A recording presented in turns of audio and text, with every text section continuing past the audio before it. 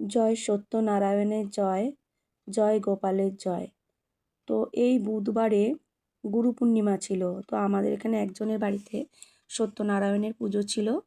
তো এখানে এই পুজো উপলক্ষে একটু রান্নার দায়িত্ব আমার উপরে পড়েছিল। তো তারই আয়োজন আমি করে নিচ্ছি। এখানে সব কেটে কুটে বেটে ধুয়ে নিয়ে নিচ্ছি। দেখো কাটাকাটির প্রস্তুতি চলছে। তারপরে আমি ডালটা ভাজা করে তুলে নেব, খিচুড়ির জন্য ডাল। তারপরে দেখো এখানে পায়েসটাও করে নিচ্ছি, আর একটু হবে পায়েসটা। আর এখানে আম আর কাজু কিশমিশ দিয়ে একটু অন্যরকমভাবে চাটনি করে নিলাম। আলুর দমও হবে, তার জন্য আলুগুলোকে ভালো করে ভেজে তুলে নিচ্ছি। নিয়ে তারপরে মশলাটা কষিয়ে দেখো সুন্দর করে কষিয়ে নেওয়া হয়েছে, তেল বেরিয়ে এসছে। দিয়ে আলুটা দিয়ে ভালো করে তরকারিটা রান্না করে নেবো, আলুর দমটা রান্না করে নেবো।